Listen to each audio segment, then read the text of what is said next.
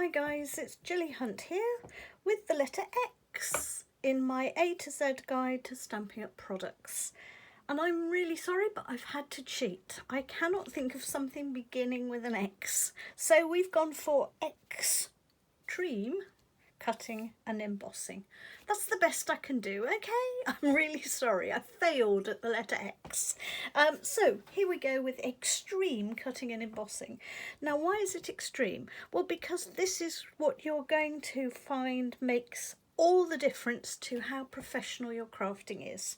At the extreme end of crafting, there are some major tools which are an expensive buy, but once you've bought them once, you're set up forever, and they are absolutely fabulous and they change your crafting to a completely new level.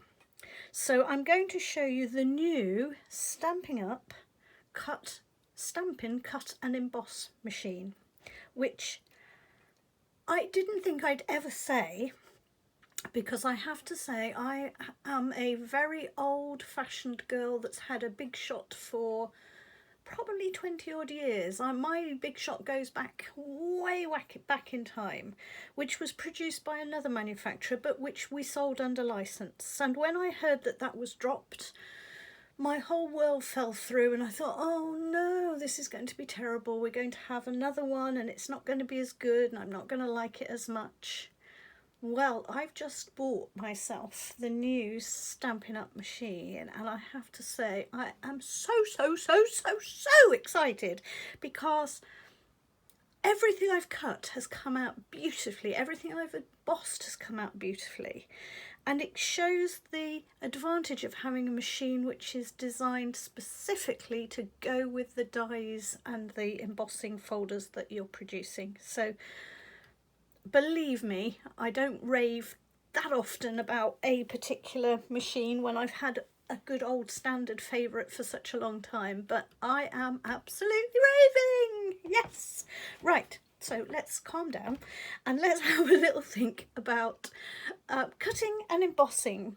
For those of you who are not familiar with cutting and embossing when you use a machine, I'm going to introduce the machine I'm raving about in a moment. But let me just show you the kind of things we're talking about. So in terms of embossing, this is quite different from the heat embossing. Now, if you've done my A to Z all the way through, you'll know that I looked at heat embossing at the letter V for Versamark. So do go back there if you want to know about that type of embossing. This is something completely different. So I just want to show you this card, and I want you to show you the background, because this background is really lovely, and what we're talking about is getting a professional finish. Can you just see it's got almost a linen finish? Now this is not how I bought this cardstock. I bought this cardstock, I haven't got a piece of the red, but I've got a piece of pink right at hand just to show you. I should have prepped it, shouldn't I? This is how plain and simple it was, and flat. Let me tuck that in behind. And what I've done is I have embossed this using the machine to give it this lovely laid finish. Okay, I've also cut out this card using the die part of the die machine, and I have also, if you look closely, embossed or scored into that some leaf patterns. Can you see the little sort of almost a diamond shaped pattern within the leaf? And that is also done using a die cut. Now I'll show you a die cut in a minute and I'll show you the machine and how it does it, but that's what's possible. Okay, this is another example. See, I'm getting Christmassy. Oh, isn't it terrible? I haven't even had my birthday, which by the way is tomorrow, and I'm 60. Oh, shock horror. But this is how we do the die cutting. So these are complementary ones to the stamp set. So the stamp doesn't pick out exactly the same, but it gives a lovely rich sort of finish because it gives you the more and more foliage as you layer it up. We've also cut, so I've cut the paler foliage using the die cut, I've also cut out my lovely partridge in his pear tree, although I haven't put the pears in yet, so perhaps I ought to have put the pears in. And then I've cut it using this little item, and I've cut the bow using this little item. And as I say, I will explain it thoroughly, but those are examples of what you can achieve in terms of professionalism. You get a beautiful edge, you don't get a cut sort of amateur edge, you get a lovely smooth edge which is very slightly rounded. So it gives you that lovely feeling of something that's been properly cut. Okay, let's have a look at the machine then. The one that I'm going yay about. So I can't pick things up, I'm too excited. Hang on, let me pick those up and get those out of the way. So this is the machine, and this is really hard. I just dropped the plate. This is really hard to show you on camera because it's quite big, and I debated whether to take the camera back and do all kinds of clever tricks, and then I thought, no, I'll just show it you, and you can use your imagination and all sorts of things if necessary. So this is the machine. I've got it on its side so that you can see it. Isn't it lovely and stylish? That's the first thing I love about it. We're not... Let me get rid of that white sheet so we can see the edges. Then we can see the silhouette of it. This is a lovely, stylish, beautiful white machine with lovely Stampin' Up logos on it, all in metal. Gives you a feeling of quality. It's got a lovely, chunky, simple, plain handle and a lovely rotating handle at the side, which you put on yourself when you get it. There's a little... If I were to pull this little rubber piece out, there's a little hole there, which is the right size for a little winder key. You use the key, you wind the key, and there goes the handle at the side, and you put on the rubber. And the advantage of that is that if you ever want to take this somewhere and you really would like the handle not to be sticking out in your case or your bag, you can take it off. Okay, now the other thing you'll notice is that it's got two plates at the side. So let me open these to show you. These flop down. Let me pull it out sideways so you can see them. These flop down and create the bed of the machine. Okay, and it's this bed that we put the plates onto. And the fabulous thing, look, is how easily that clips together, and that's ready for you to go. It takes up very little room on your desk, so you can have it raring to go and racing and ready, and yet it's not taking up half your desk. And then all you do is click the sides, ready to put the plate through.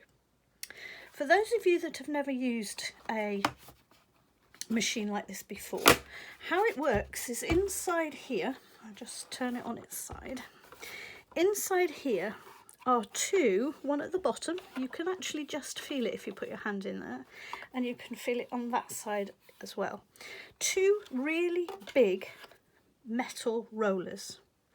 So if you can think back like I can to helping your grandma doing the washing, or you've been to a museum if you're younger and you've seen a mangle being used, and you squeeze things through between the two big rollers, well, that's exactly what we do in this machine.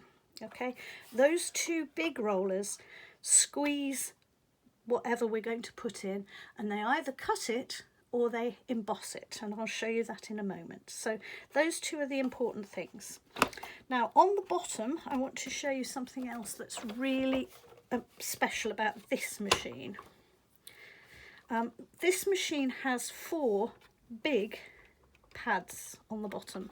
These are rubber feet, and they ensure that this sits really tight onto the floor, and it doesn't shift and it doesn't move about. And I don't think I've ever had a machine, I think this is about my 5th or 6th machine of different types over time. I don't think I've ever had one that stays so rock solid. So those are brilliant. They suck almost to they almost sucker to the floor, although they're not suckers, they are just rubber feet, but it means that if I try really hard, I can't actually shift it side to side. I can only shift it up and down. So they really hold it beautifully in place. It's quite lightweight. I'm surprised at how lightweight it is, considering it needs those big clunky rollers, and they are heavy. So there we go. That's the machine. I absolutely love it. It comes with a little booklet, which I can honestly say is nearly useless. That's really mean of me, isn't it? But it does tell you a couple of really important things. One is that you have a 3-year limited warranty, and it explains what the limits are and the 3 years. And it reminds you that you must keep your receipt, or you must keep proof of having got this. Now, if you're buying this through my shop, which is a reminder, it's gillyhunt.com, then I will also be able to find your receipt in the history, but it is your responsibility to keep your receipt, okay, to ensure that you can prove when you bought it, and then if you need to claim, you can. I can't see that this is ever going to break. There are no parts to break, but if there are, then of course you want your warranty. It tells you how to attach the handle, but that's really so simple. I think you won't need instructions for that. You'll just see the handle, see the little Allen key, stick it in, tighten it up, and you'll be away. Okay, so let me show you how it behaves. So here is the machine. Now, it's all very well, but it comes with, I'm going to pop it this way round, and you won't be able to see the handle. I'll just show you the handle here.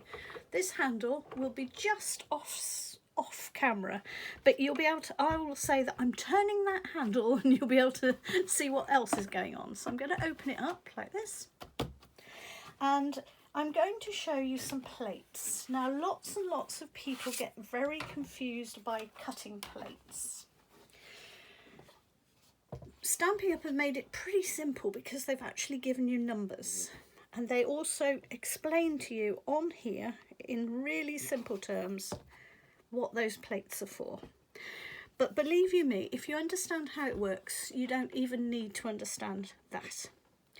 Remember, we've got 2 big rollers, and all I'm going to say is you almost always need plate 1. And if you are using Stampin' Up!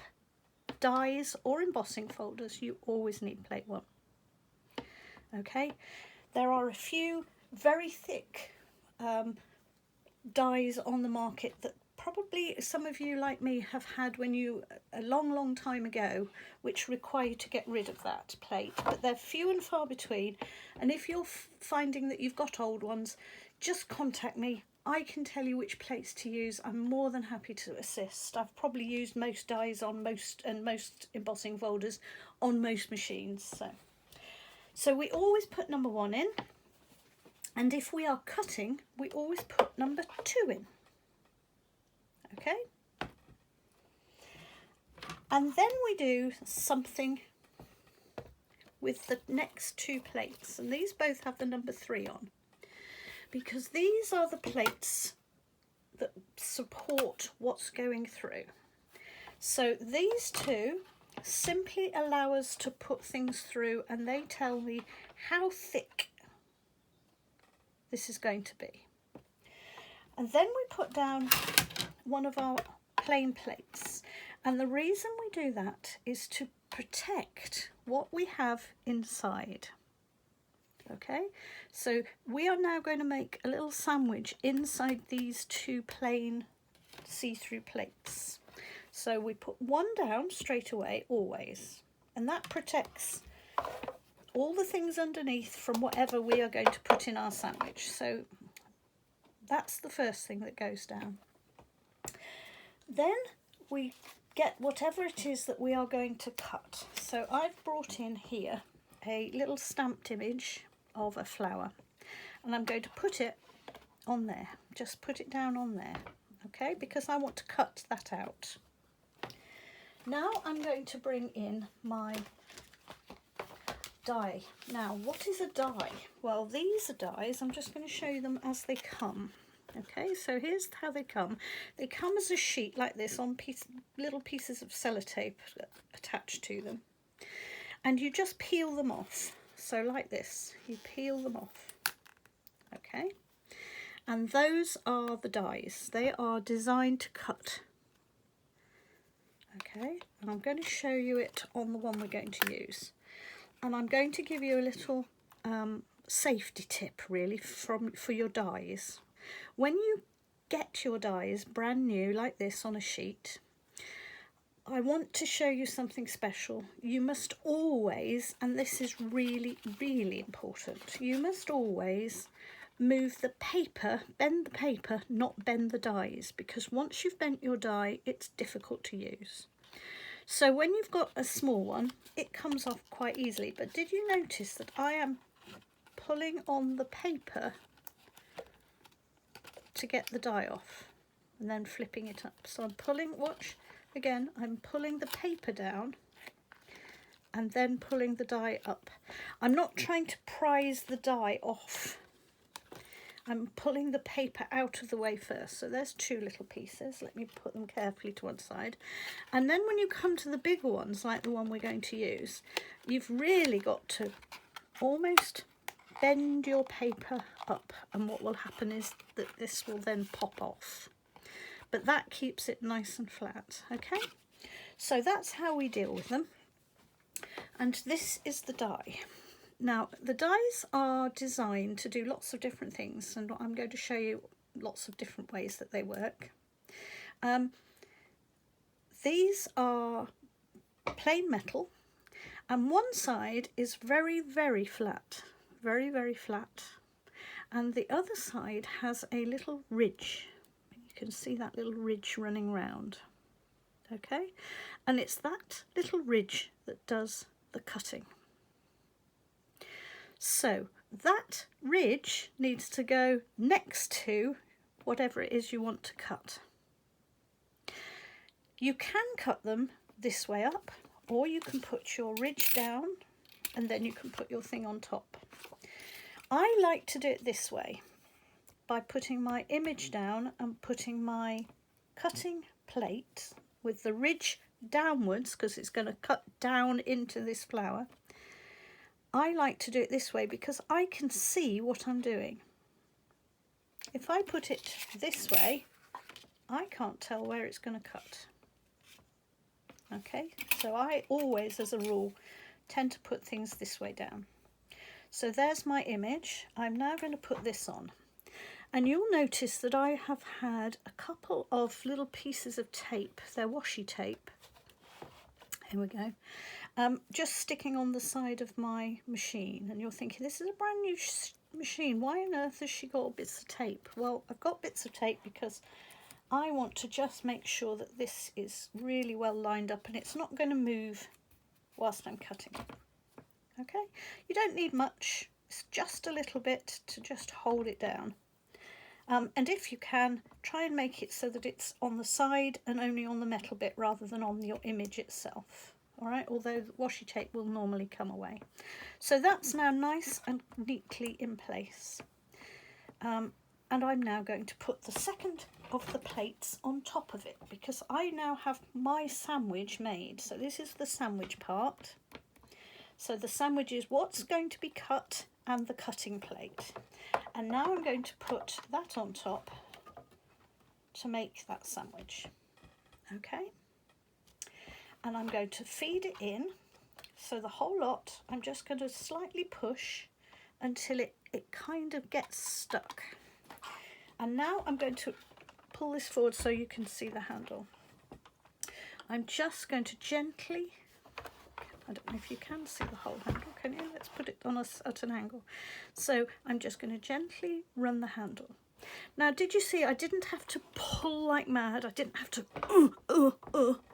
If you are finding that when it gets to about this point and it's starting to feed in that it feels like it's hard work, then you've probably got too much under here. And if that is the case, right, I'm just going to roll it back, then what you need to do is take away this extra platform. Now you won't have to do that with any of the Stampin' Up dies, because this is designed specifically for Stampin' Up dies. So as long as you're only buying Stampin' Up dies, you always put the base plate 1 and the base plate 2, the sandwich, which are the 2 number 3s, with whatever you're cutting in between.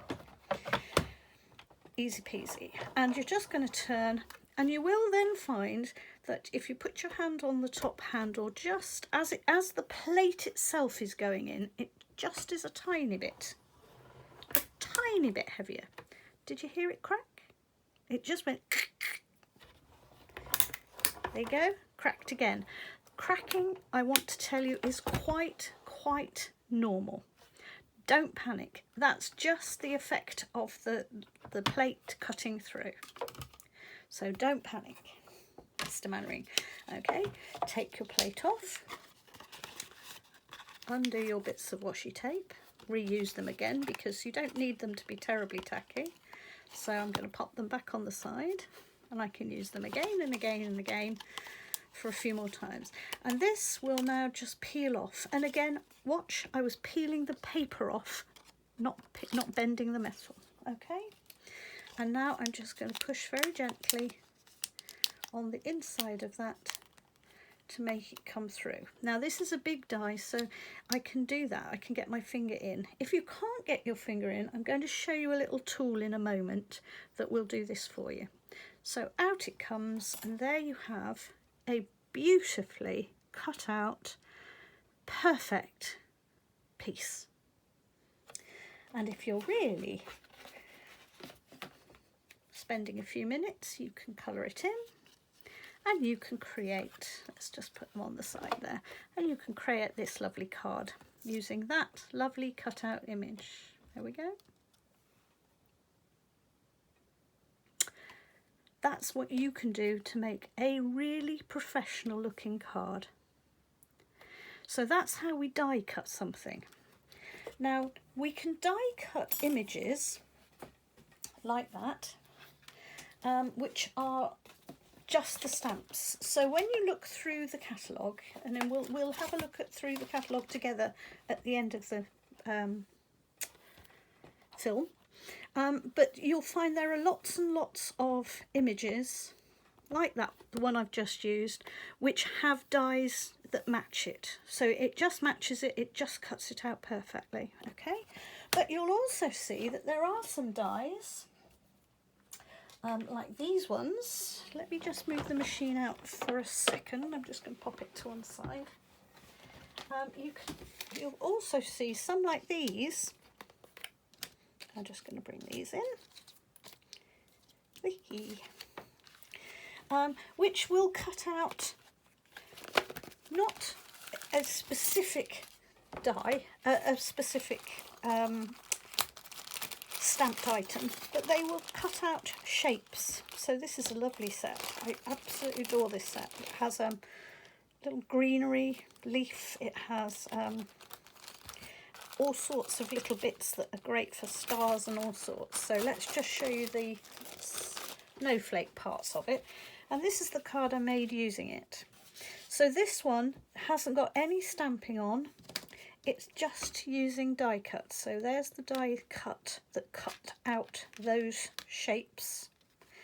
Okay, there's the die cut that cut out that shape. Okay, and there's the die cut that cut out that shape. And we did them just the same way. We just ran them through in between the two plates, with the coloured card. And doesn't that make a fabulous professional, if I bring it really up close? Look at the actual, really wonderful. All of these edges are so crisp and clean and really beautifully cut. Okay, and what we can also do is we can, if we want to, when we've got these, let me show you here, when we've got this whole piece cut out, we haven't got a die for this one. There isn't a die that cuts out this snowflake size, But what we can do is look, that's where it came from. And all I did with a pair of scissors is I snipped the corners of the other bits off, leaving me with another additional shape that I didn't have a die specifically for, but I've using this one. So you can also look at your bigger die cuts and say, oh, hang on, I can make some small bits using that die as well. Okay, so there's the snowflakes. Now, when you do the snowflake, and we're going to do one through, let's, I'm going to hope it sticks, which is kind of weird, isn't it? You're hoping everything goes smoothly and beautifully, but I'm hoping this gets a little bit stuck because I want to show you what to do if it does. So remember, because we're cutting, we have plate 1, we have plate 2. So that's the first 2 that go down straight away. Then we have the cutting plate 3, and this is where we're going to put our sandwich, because we always sandwich it between the clear windows. Okay, so between one clear one and the other clear one, we put the things we're doing. So down goes just a piece of white card, down goes the die cut. I don't need to cut to hold it down, but I'm going to because I'm chatting and I might not notice if it slips. Okay, and then I'm going to pop the second clear plate, and you'll notice that I'm just pushing it out so that I can get them lined up. They don't have to be perfectly lined up, but the better the lining up you do, the nicer and neater your image will be. Okay, so if you're a beginner, I would really get them lined up if you can. Then we're going to slightly pressure it through, and I'm going to put it at an angle so you can see it going through. I'm going to start rolling and hold the handle because it just has a little bit of pressure, but only a little bit. It didn't crack this time. Now you can bring it back if you want to, just for convenience, if you want it the side that you're standing, or you can just pick it off at this side. Now the brilliant thing is that these are such good dies and such good machine that actually you only need to pass it once. I have had machines where you have to pass things 2, 3, 4 times to get it to cut. Well, you don't with these. They're designed specifically for Stampin' Up dies. So if you've got Stampin' Up dies and you're running one through, it will cut right through in one go. And I'm absolutely confident of that. Now, this is what I want to show you. We're going to peel off the paper. Do you remember I said just slightly rock the paper? Just slightly rock the paper so that this stays flat, and off it comes. And we're now going to just very gently with our finger just press. Okay, now it may not absolutely come out straight away because this is quite a detailed little die, so we might just have to just very gently, and all we're doing is very gently. It's cut perfectly, it's just that all the little tiny pieces get stuck in amongst the cut. So we just ease it out, okay, and then we're going to ease out any little middle bits. See how that just got caught in there? It's just because the little pieces are getting caught on one another. So just ease them out gently. And this is where I'm glad to say it did what I'd hoped it would do, because when you have a much more complex die like this one, which is much tinier and more detailed, I want to get really up close. There we go, is that in focus for you? Can you see these little pieces? Right, this is where you need either a cocktail stick, and I've used a cocktail stick for many, many, many years. So you can use a cocktail stick, or you can get yourself one of these pick your tool kits. And these are fabulous. Now, I personally wouldn't buy this just to do that. But the fact is, it does so many other brilliant things that it's well worth buying. And it's under a tenner, so it's really worth doing. It's £9 and it's take your pick tool. And one of the ends of this tool,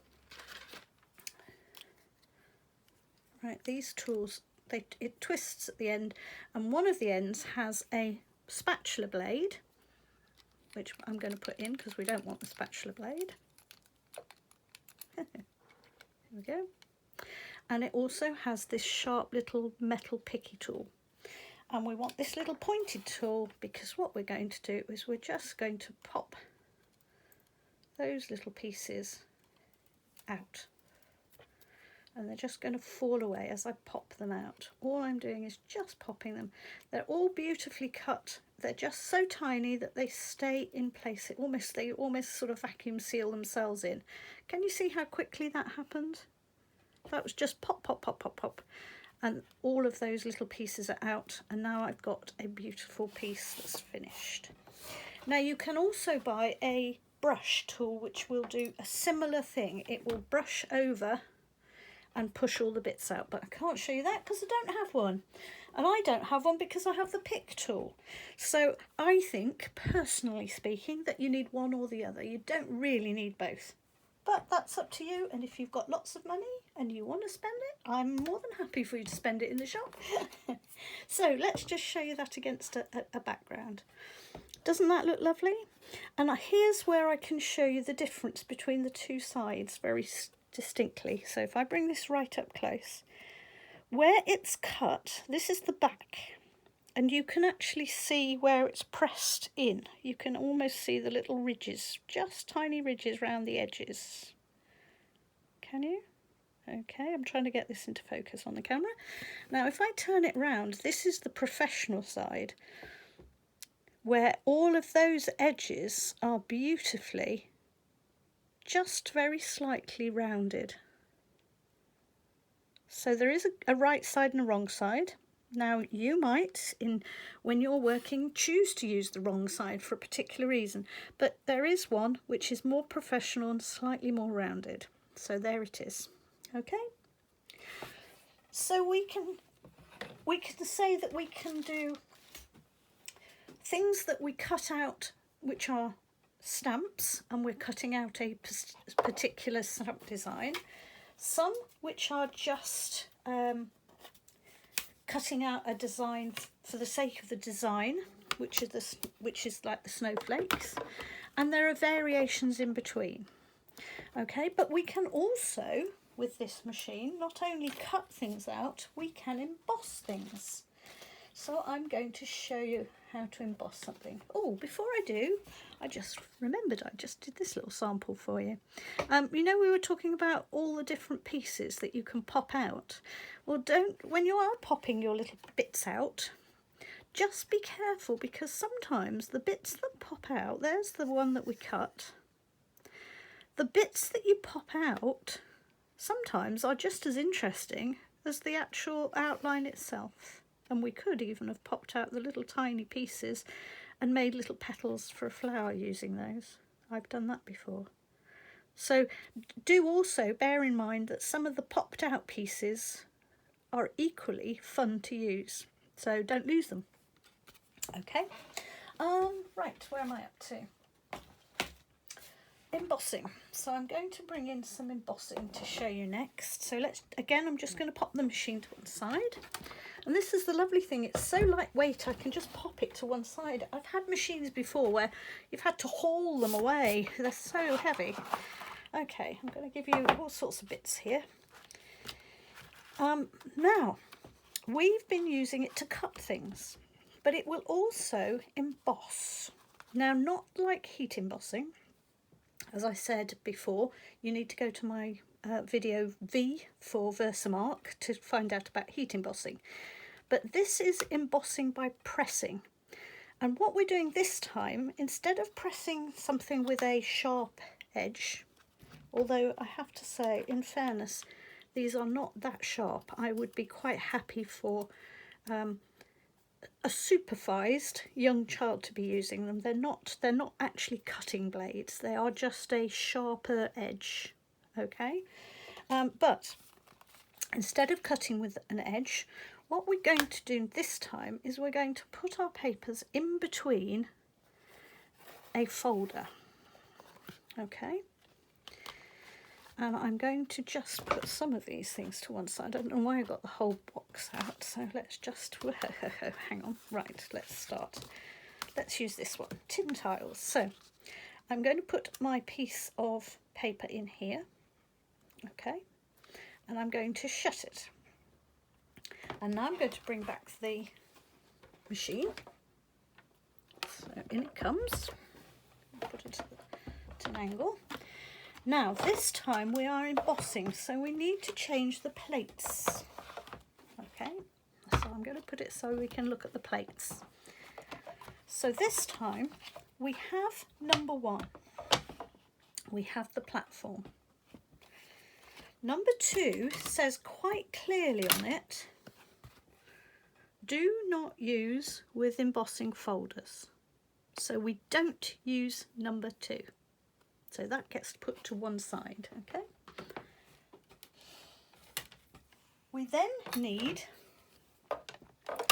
the 2 number 3s, okay? Now the reason we don't need that second plate is because if you look at the difference between the width of that going through your plates and the width of that going through your plates, the difference is that much. So that and that put together is the same width as your folder. Okay? That's if it's a normal folder. Now I happen to be using what's called a 3-dimensional folder. So in fact, I only need 1 of these plates, because to try and put it through with 2 means it would get stuck. You know, I said you don't need to force it. Well, I would be having to force it quite hard to go through there. Okay, so I take away number 3 and I bring in number 4. And I take away both the number 3s. Sorry, I hadn't seen that one underneath there. So here we go. We put this down and we put this down. Okay, and that's with a 3-dimensional folder. I happen to have got 3-dimensional folders to show you today, but I will show you, oh no, I can show you a thinner one in a minute. Okay, so what I will just repeat is we've put down number 1. We've decided, because this is 3-dimensional, that it's thicker. It therefore needs number 4 plate, and it needs the tin tiles to go in first. Now I have written on mine, when I buy them, I just write the name of the folder, and I put 3D to remind me that it's a 3-dimensional one, and a little arrow, and the arrow is in the direction of where the hinge is. So there's the hinge, because I want the hinge to go through first. Imagine you're squeezing something quite tightly and you're squeezing it that way, then it's putting the pressure on here at this end, and that's the open end, so you're not going to break anything. If I was to put it the other way, you would be squeezing and all the pressure would be going into this edge where the pressure would finish, and it would have nowhere to escape. It would get stuck in the hinge, and it can break your hinges. Doesn't always. I've done it many times by accident, but I've also done it and snapped the hinge. So if you can, give yourself a little arrow to remind you that the hinge side goes in first, if you possibly can. Okay, so there it goes, down it goes. I put on number 4 plate on top of that, and I just turn it so you can see the handle. I turn the handle and round it goes, and it's not got a lot of pressure, but you can hear it go click as it comes out at the other end. Pick it out. I'm going to move that to one side again, and I'm going to show you the effect. Here we go. And what has happened is these 2 surfaces have gone through those rollers, and the rollers have squeezed it like mad, and it squeezed the paper into this beautiful design. And this is the embossed side, the side where it sort of stands out. And this is what we call the debossed side, which is the inside, so it goes the other way. And on some designs, you definitely want it one way round. I think on this one, I would always want it this way round. on other designs you think actually it's quite nice with the in bits rather than the out bits. So it just depends on your folders, and that's all you have to do. So, and again, you're just lining it up and sending it through the same as before. Okay, so let's just show you one where we have a slightly different width. So here we go, bring the machine back in. And what do we always put at the bottom? We always put plate 1. Okay, always put plate 1. Let me find my piece of, oh, hold on, I'm just going to run across the room. Wait for me, I'm coming back, promise. Ooh. Oh, I am coming back. Here we go, here we go, here we go. Right, I didn't have a piece of card for this one. So this time I've got a slightly different folder, and I'm going to show you the difference. If I put them side by side, can you see that this one, because it's a 3-dimensional one, is quite considerably thicker than this one? This is a non-3-dimensional one. So the 3-dimensional one needed the grey plate. This is a thin, ordinary little folder. So I'm going to put my paper in between it, because we want just to emboss this. Okay, and I'm going to put this time platform 1, then the clear plate, then that going in with the hinge first, and I'm going to roll it through. Okay, as it comes out the other end, I'll just get rid of the machine to one side, and here you go, here's your lovely embossed finish. Ooh, a little piece of card on that. Isn't that lovely? And here's where I say sometimes actually that's the debossed side, so that's where everything is sticking inwards, and that's the outward side. So again, you might choose to have it debossed or embossed to work with. Okay, so it's those 2 clear plates for an ordinary thin embossing folder, but these big chunky 3-dimensional folders you need to use just the grey plate. Okay, and I'm just going to show you some samples. There you are, that was in fact using the one we've just shown you. There you are, little card using that as the background. There we go. Here's one using the script, which is really rather lovely. That gives you just that little bit of script in the background, which is almost, you don't necessarily need to be able to read it or anything. It just gives that feeling of some texture. I love texturing cards, they just look so much better. And here again is something that actually I didn't make. This was made by Tina's Creative Box, and it's Bettina. And I can't say her surname, I'm very sorry, Tina. Echlicht, okay. She swapped this with me at a lovely event, and isn't that a beautiful little box? I just had to feature it. I love it when people make me beautiful things. And this is using vellum, so we've embossed on vellum. And I can tell you that you can emboss on all kinds of things. Vellum, foil, glitters. Here's another little box that I made with a little bit of embossing here, look, just part way up. Little treat box, isn't that sweet? A little treat for someone sweet. And that wouldn't be anywhere near as pretty without this little bit of embossed design on it, because it makes the back look as if somebody's cared about it rather than it just being plain card.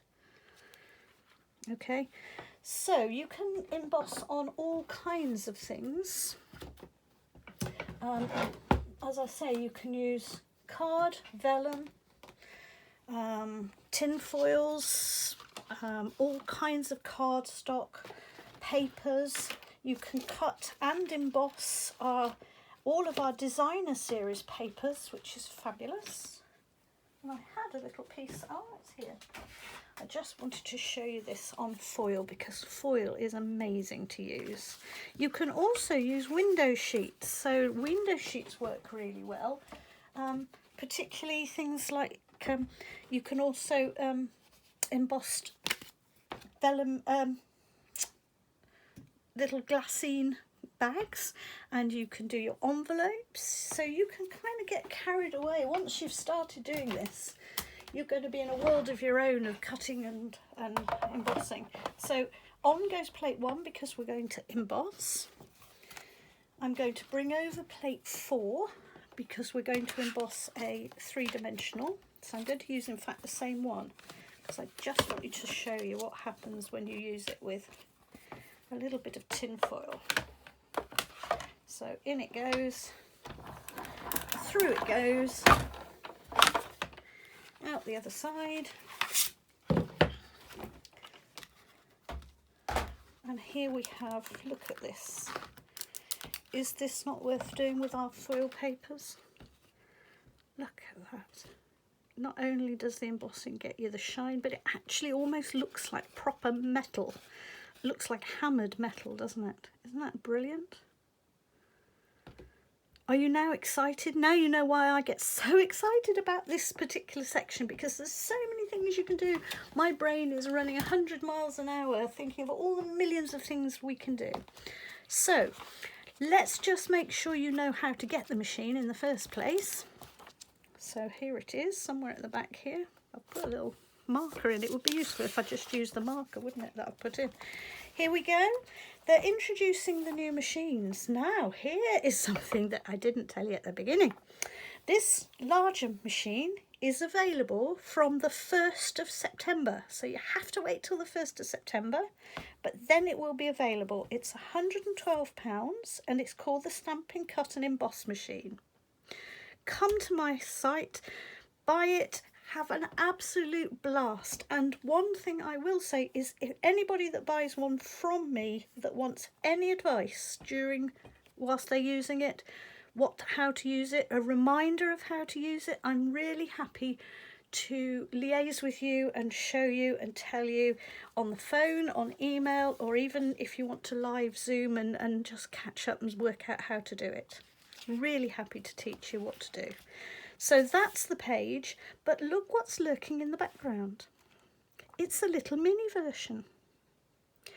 This little mini version isn't available yet. Sadly, because of the COVID, it didn't get manufactured as quickly as Stampin' Up had hoped.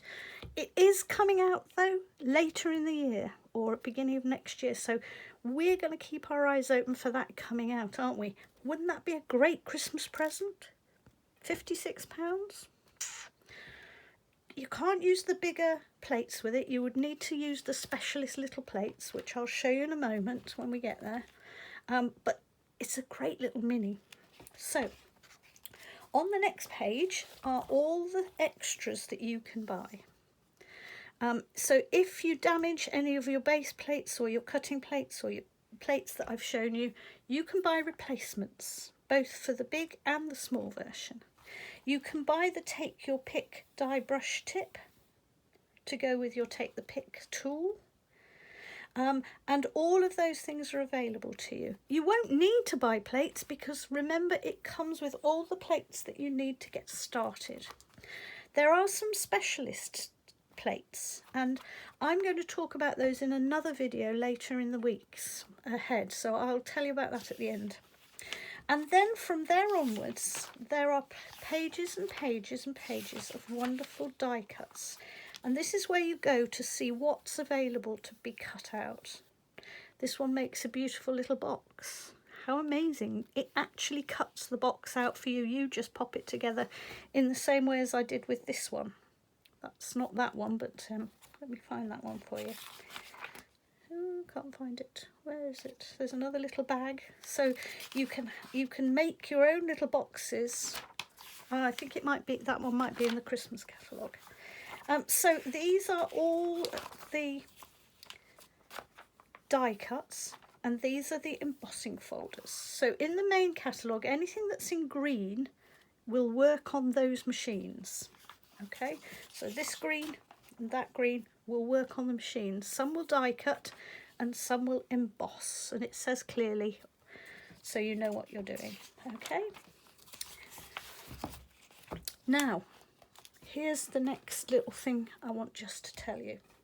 When you've had this a little while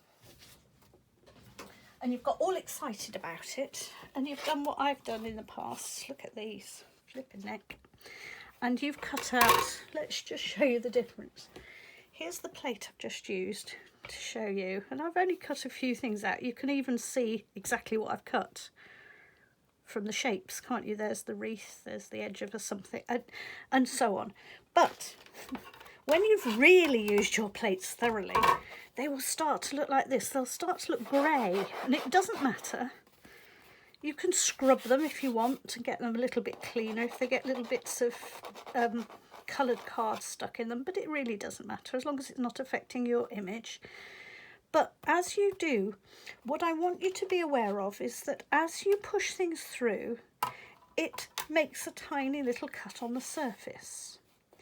Now, as you start to cut more and more and more on and you only use one side, this starts to happen. Look how this is bowing. It's not flat anymore. If I put it next to the flat one, let's get it, put it next to the new one, you can see, look, the difference. Look how that's bowed out. Now, it doesn't matter hugely, but to stop it bowing, and it is better not to bow, all you need to do is, when it begins to show any sign of bowing, and this one hasn't yet, but when it begins to show any sign of bowing, just flick it over and use the other side for a while. Okay, and the other thing I would say to you is, if you can see what I've done here is I've cut in lots of different places. Okay, because what you also don't want is everything to be cut in the middle, because that will then the bow will happen in the very middle. So where you can, you need to try and put the dies in different areas as you're cutting and going along. That will just help protect your plates for a little bit longer. Okay, if you have something which is a die with a very strong straight edge, and I didn't have one this time, then it's always a good idea to put it at a slight angle so that it doesn't hit a straight edge as it goes through the plates, because again it gives you almost a crack line. Okay, and eventually when you've worked and worked and worked with these plates for long enough, they will crack. I'm very close to cracking. Which one is it? I think it's the bowed one. There you are, look, you can just see. Can you see those little cracks starting? Just beginning to crack on that edge, and eventually one day when I roll it through, it'll go and it'll crack in half. Now this I've had for many years, not just months or days or weeks, but years and years and years. So they don't crack off very easily, and if you keep turning it and you keep repositioning it all over in different places on your plate, you will preserve it for longer and longer and longer. But they're still relatively cheap to buy new plates, so don't panic about that. Okay, the other thing to note is that sometimes if you're on YouTube or your Pinterest or wherever, and you're listening to people or you're looking at people talking about shims, I want to talk about shims just for a second. So far, we've just been using it to cut and emboss Stampin' Up products. So we're using Stampin' Up dies, we're using Stampin' Up embossing folders. And as far as I'm concerned, if you use those, you will never, ever have a problem. And if you do, it's because there's something faulty. Contact me straight away and I will get on to our head office and we'll get you a new piece out to you, which does work, because it should perfectly work. And I don't think I've ever known more than maybe one in all the many years that I've been working for Stampin' Up where there was a slight problem with it, and it was a manufacturing problem. It was replaced, no quibbles. Stampin' Up are really good at replacing things for you, so don't worry. But if you start using your machine for other people's dies from other manufacturers, you may need a shim. And you'll hear people talking about shims. Now, a shim is nothing fancy or clever. It's just a bit of paper or card. So here is an ordinary piece of cardstock. Here's another ordinary piece of cardstock. Here is a slightly thicker piece of card and an even thicker piece of card. And I use these as my shims. And why? Because what may happen is that when the plates all go together, it may or may not be quite wide enough or narrow enough for the other manufacturer's blades to go through or their embossing folder to go through. So all these are is a little bit of extra padding to help it go through and to cut. Okay, so if you start reading about shims, you don't need shims, absolutely you do not, if you're using Stampin' Up products on the Stampin' Up machine. If you're using other people's products on the machine, which it will do perfectly well, so don't panic. If you've got a whole load of backlogged catalogue of lovely things that you want to use on the machine, it will still do it, but you may just need a little bit of extra padding to make it go through easier and to cut easier. As I said before, I'm not going to explain this in full, because if you have any of those problems, get in touch with me. I'm really happy to help you, and we'll look at your individual circumstance. So I hope you've enjoyed that, and I hope that you, like me, will enjoy making beautiful cards cut immaculately. You'll make pretty little boxes with lovely textured surfaces and so on. And if you do, that will be wonderful. But what I'm also going to tell you is that next Sunday I'm going to do a embossing special. So my letter X is going to go, in fact, over 3 weeks. So X today was showing you the machine. X part 2 next week is showing you some techniques and some special tricks that you can do using the embossing folders.